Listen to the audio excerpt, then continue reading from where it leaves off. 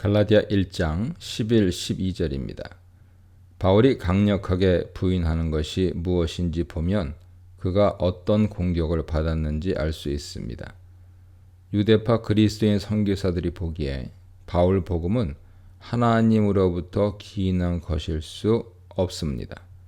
그들이 볼 때 바울 복음은 오랫동안 하나님의 언약 수단이 되어온 율법과 할례를 결여하고 있기 때문이죠.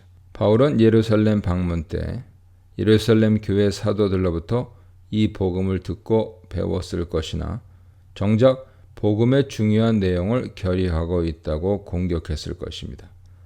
이는 동시에 바울의 사도적 권위에 대한 공격이기도 하죠. 12절에서 바울은 그가 전하는 복음이 예수 그리스도의 계시로 주어진 것이라고 주장합니다. 여기서 바울은 틀림없이 그의 다메섹 경험을 염두에 두고 있을 것입니다. 다메섹 경험은 바울에게 무엇을 의미합니까? 다메섹에서 바울은 부활하셔서 하나님 보좌 우편에 오르신 예수를 만납니다.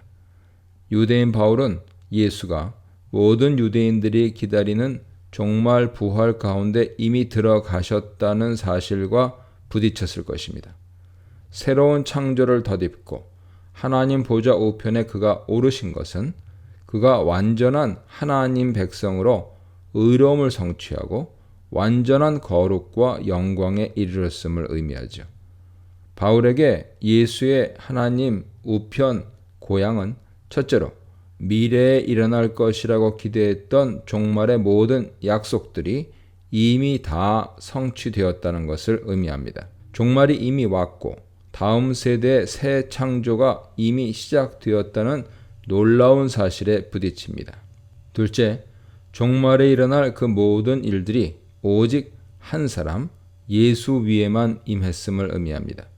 뒤집어 보자면 예수만이 유일한 이스라엘, 하나님의 백성이 된 것이죠.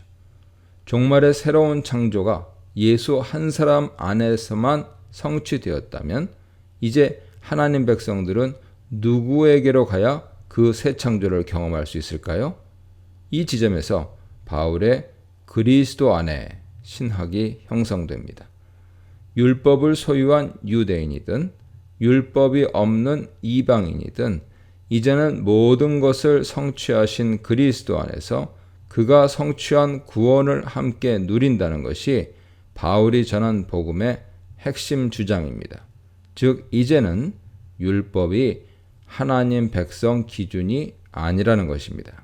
13, 14절입니다. 다메섹 경험 이전에 바울은 그리스도의 교회를 멸하려 했던 자입니다.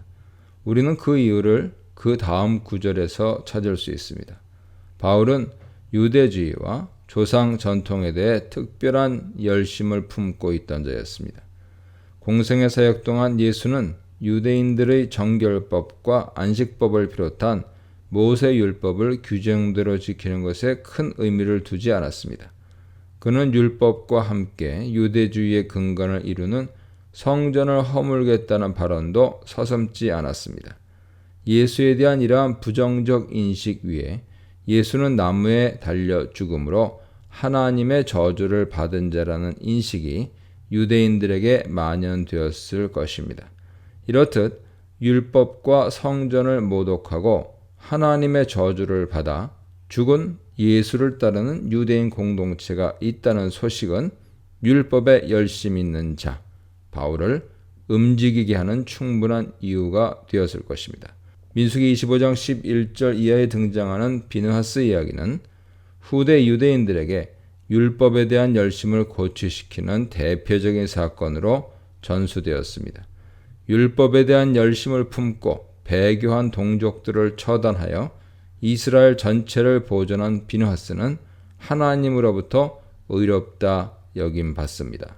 시편 106편 31절 참조하세요.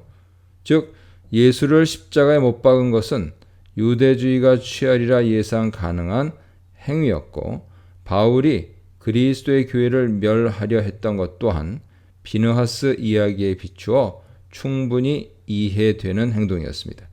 바울은 교회를 핍박하면서 틀림없이 이것이 하나님을 섬기는 예라고 여겼을 것입니다. 15, 17절입니다. 15절에서 바울은 먼저 그리스도의 교회를 핍박하던 자신을 하나님이 택하여 부르신 것은 오직 하나님의 은혜였음을 말합니다.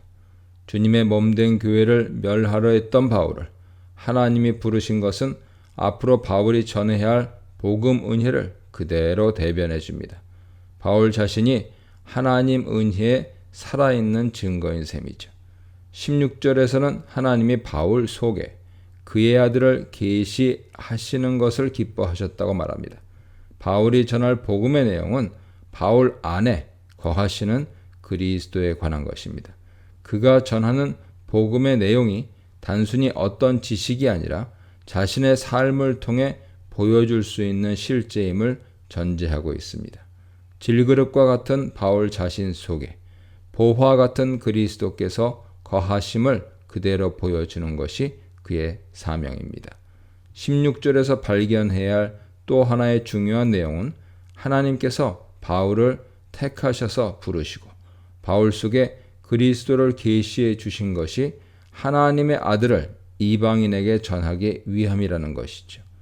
율법이 아니라 그리스도를 통해서 구원을 누리고 새로운 창조 속으로 들어간다는 바울 복음은 유대인과 이방인을 구별하지 않았습니다. 세상을 창조하신 하나님이 유대인뿐만 아니라 이방인의 주인이기도 하시며 이제 그의 아들을 통해 유대인과 이방인 모두를 하나의 백성으로 부르신다는 좋은 소식을 전하기 위해 바울을 부르시는 것을 하나님은 기뻐하셨습니다. 그리스도의 계시를 통해 복음을 위임받은 후 바울은 어떤 사람과 의논하거나 예루살렘 사도들을 만나러 가지도 않았습니다. 그의 사도직은 그리스도의 계시에만 의존합니다.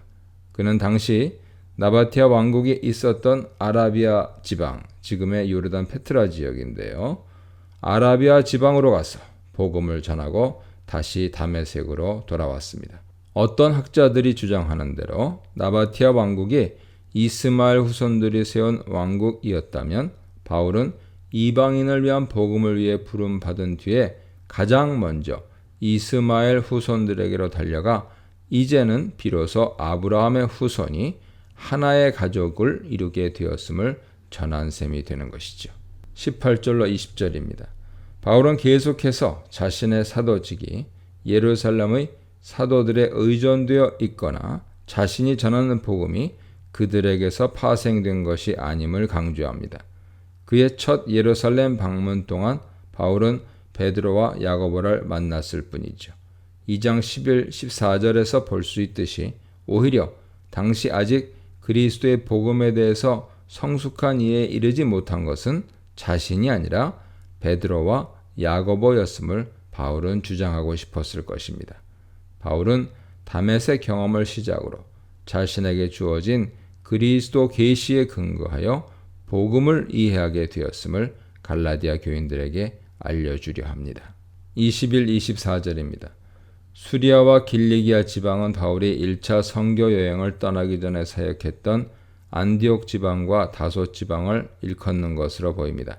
사도행전 11장 25, 26절에 의하면 예루살렘에서 파송되어 안디옥에서 사역한 바나바가 다소에 있던 바울을 안디옥으로 데려와 동역합니다. 이 두 사람의 사역을 통해 처음으로 그리스도인이라는 명칭이 안디옥에서 사용되기 시작합니다. 유대 교회들이 얼굴로 알지 못했던 바울 사역을 긍정적으로 여기고 그를 통해 하나님께 영광을 돌리게 된 것은 예루살렘에서 온 바나바의 선한 영향력 때문이었는지 모릅니다. 바울은 자신에 대한 유대 교회의 평가를 소개함으로써 자신의 사역과 복음 내용이 신뢰할 만한 것임을 암시합니다. 이 문단에서는 예수님 계시로 주신 복음, 복음의 회방꾼을 살린 복음, 복음을 위해 살게 한 복음에 대해 묵상해 보시기 바랍니다.